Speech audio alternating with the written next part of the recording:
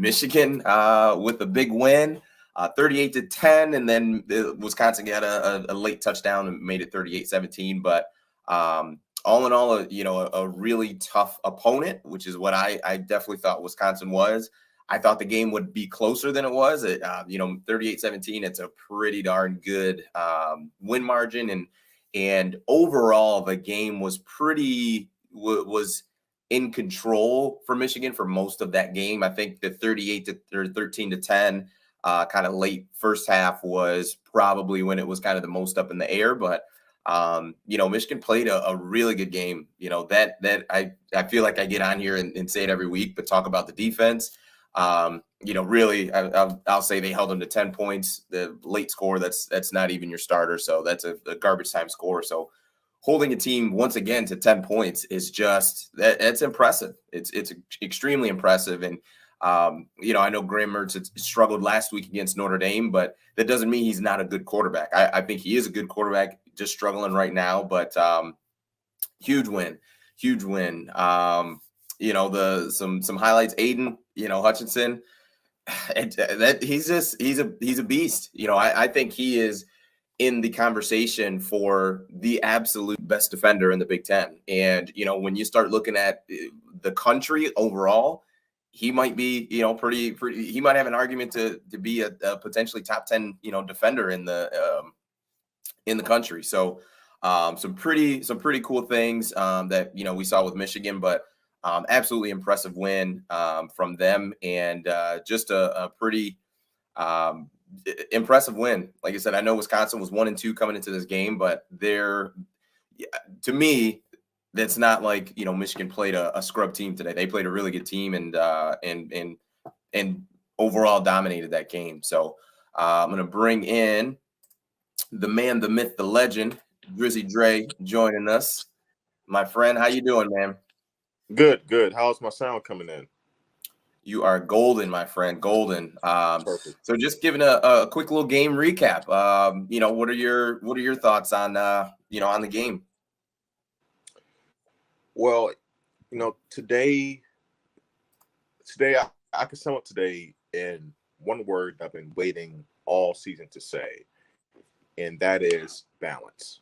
Balance, especially offensively. We've known what this team is defensively. We know that Mike McDonald's done a really good job, which, in a rare situation when you're changing your defensive scheme from a 4-3 to a 3-4, he's been able to do that in one offseason and been able to help utilize the player strengths he has on his roster without having to wait a couple of years to retool and recruit the right guys for a 3-4. He's been able to make the best out of it. So we've known how good this team is defensively. But offensively, we had the questions we talked about week to week. Where's the passing game? How would it handle, a team that can at least slow down Michigan's rushing offense? And, today, Cade McNamara responded. He made some really good throws, man. It was so refreshing to see. I love the aggressiveness on offense. There's a point in time where I think we threw 5 or 6 passes in a row. We totally changed things up, and we didn't necessarily have to, but we did it anyway. It was kind of bizarre because it's like, well, why would you do that? Go ahead. Against a team. Is that me? No, okay. That was me. I'm bonehead. Okay. Why would you do that against a team? Why you won't want to do that against a team that's solid to good, but you wouldn't do that against the weaker teams? You know what I'm saying? And which you would pass the ball 6-7 times in a row, really kind of play with your offense a little bit more creative.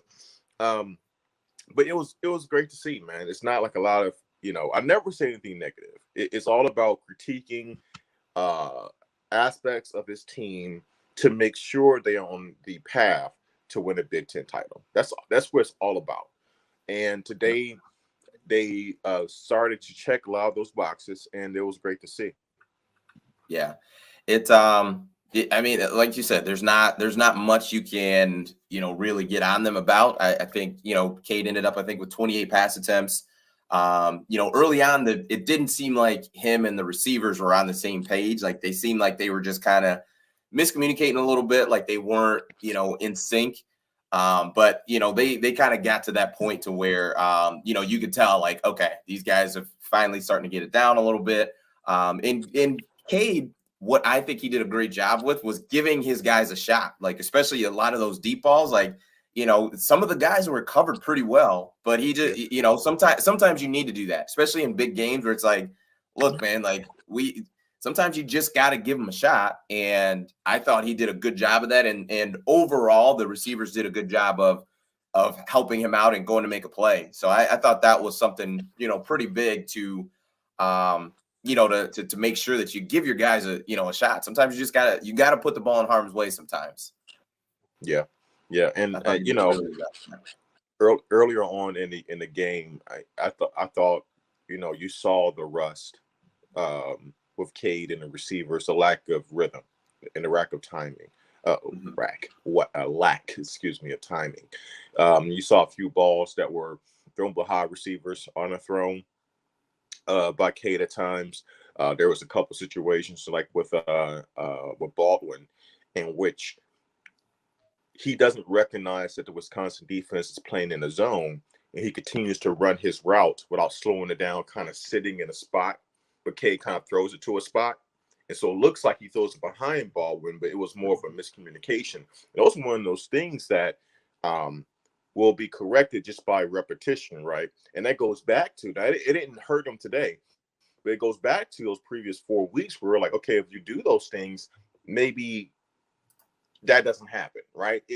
Maybe it does, maybe it doesn't, but it gives you the opportunity to work out those kinks. But all in all, what I was really impressed with was that they, even though the pass game was a little bit rusty at first, they stuck with it.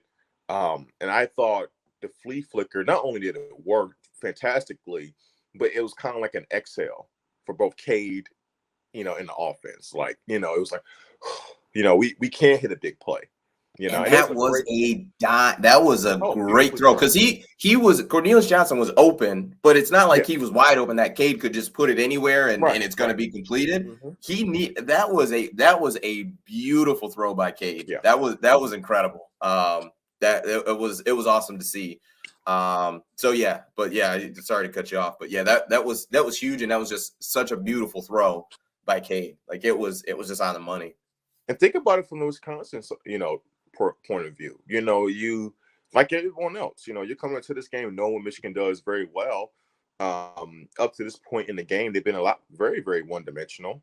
And Michigan, ran the ball solid today, but nowhere near as they weren't gashing like as we expected. Weren't gashing Wisconsin like they've done, the previous opponents. But from Wisconsin's point of view, it's like, oh boy, they did hit a big one over the top. Now we have to at least watch that. We can't just load every time because they're not afraid. One, they're not afraid to throw it down the field, and two, they've proven that they can. And that's why it's so important to be able to take those shots, and when you do have those shots, to be able to convert them as much as possible. And it was a great play call, great timing of it, great execution. Wisconsin was not expecting that at all. Correct. But honestly, I would think about it too. If I was a Wisconsin fan, I would probably have a little bit of confidence because I'm thinking like, okay, number one, they have to pull flea flicker is a trick play. Like they got to pull a trick play. Absolutely. You know what I mean? And like they needed that to score. So even if you're a Wisconsin fan, like, okay, we gave up a score, like, but how many times, you know what I mean? Like you're probably thinking in your psyche, like, all right, we're good. Like, you know what I mean? And Michigan just kept leaning on them where it was just like, they still ran the ball like kind of their typical ball control offense. But, I thought they did a good job. It was, like I said, it was a little like rocky early, but they did a good job of getting back in rhythm. And really that defense had, Wisconsin. I mean, I think Graham Mertz started like 0 for 5 or something, like 0 for 5, 0 for 6. Like it was like 0 for 5, 0 for 6, no yards. I mean, he couldn't get it, in any rhythm. He had the yips, he was forcing passes, it was a few plays that he was lucky that didn't end up in a turnover. But then that kind of brings us to the almost end of the first half where I was like, ooh, he started to kind of click a little bit. He started to look like Graham Mertz his freshman year, that first game versus Illinois. I mean, he was throwing some really, really good balls. Throwing absolute dimes, and it's like, okay, well, if that dimension starts opening up, and you go into halftime with Wisconsin, getting a touchdown, down 3 points, and getting the ball back in the second half, you're like, okay, that could be the swing, the swing in the game. And if you want to point out any areas of critique,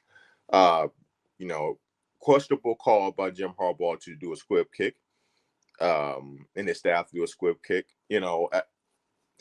because and it's easier to critique it once because you it know didn't how work. it ended up.